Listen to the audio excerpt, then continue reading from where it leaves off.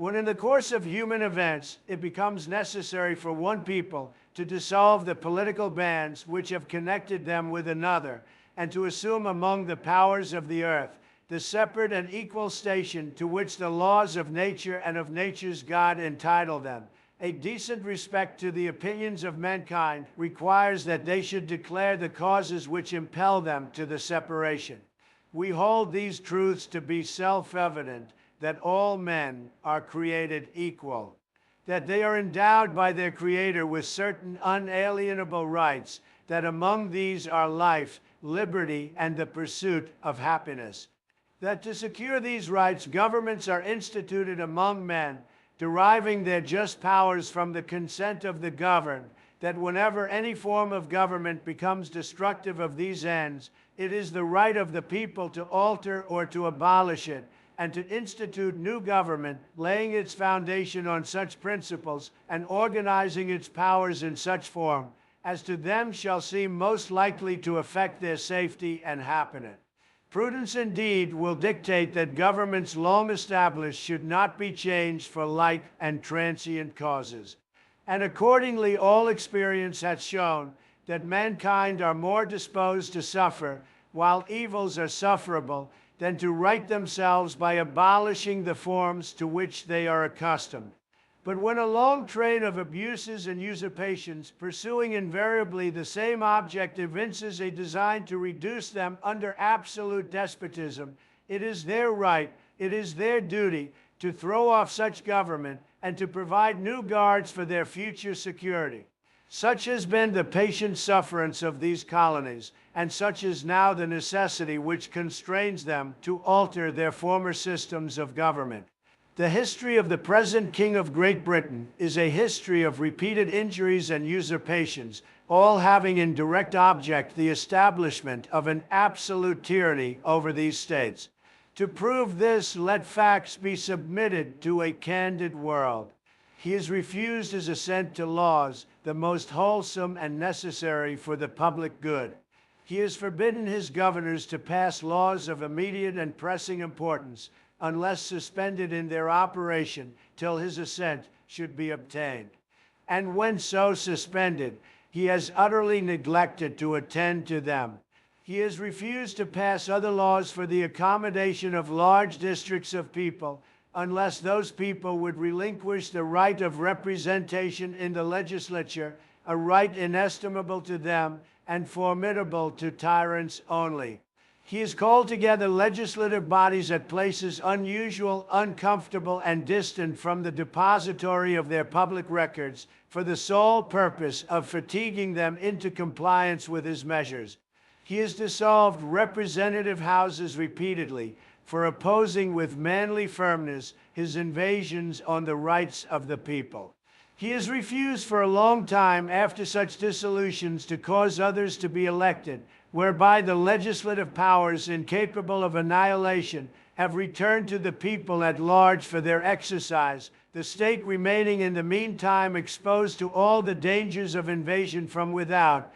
and convulsions within.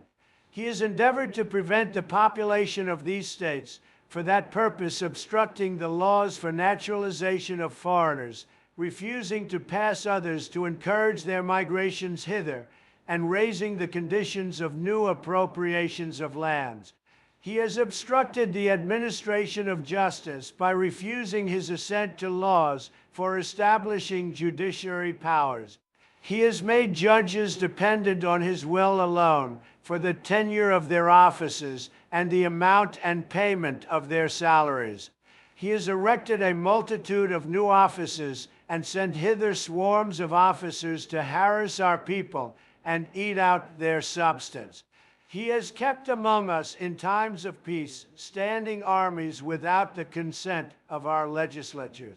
He has affected to render the military independent of and superior to the civil power. He has combined with others to subject us to a jurisdiction foreign to our Constitution and unacknowledged by our laws, giving his assent to their acts of pretended legislation, for quartering large bodies of armed troops among us, for protecting them by a mock trial, from punishment for any murders which they should commit on the inhabitants of these states, for cutting off our trade with all parts of the world, for imposing taxes on us without our consent,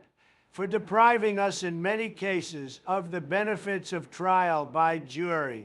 for transporting us beyond seas to be tried for pretended offenses, for abolishing the free system of English laws in a neighboring province, establishing therein an arbitrary government, and enlarging its boundaries so as to render it at once an example and fit instrument for introducing the same absolute rule into these colonies,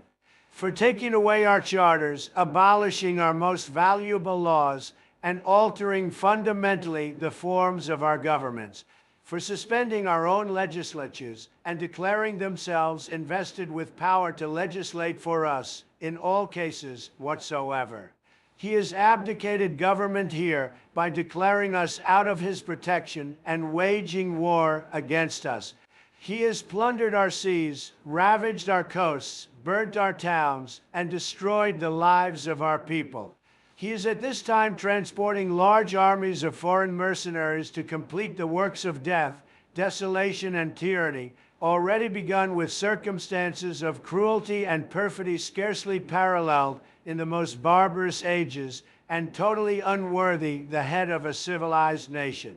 He has constrained our fellow citizens taken captive on the high seas to bear arms against their country, to become the executioners of their friends and brethren, or to fall themselves by their hands.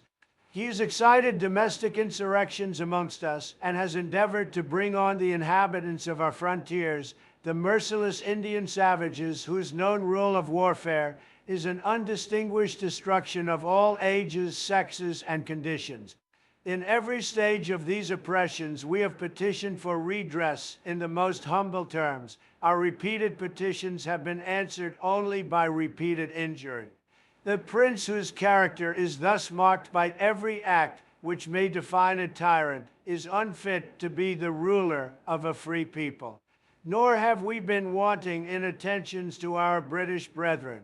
We have warned them from time to time of attempts by their legislature to extend an unwarrantable jurisdiction over us. We have reminded them of the circumstances of our emigration and settlement here. We have appealed to their native justice and magnanimity, and we have conjured them by the ties of our common kindred to disavow these usurpations, which would inevitably interrupt our connections and correspondence. They too have been deaf to the voice of justice and of consanguinity.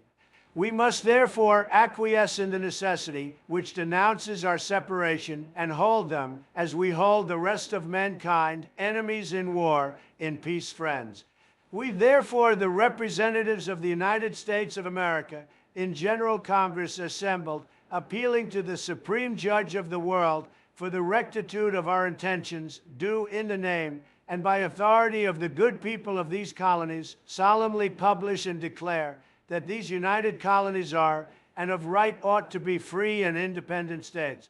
that they are absolved from all allegiance to the British Crown, and that all political connection between them and the state of Great Britain is and ought to be totally dissolved,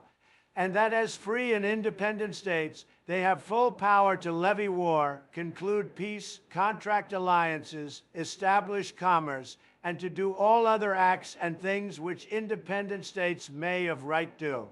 And for the support of this declaration, with a firm reliance on the protection of divine providence, we mutually pledge to each other our lives, our fortunes, and our sacred honor.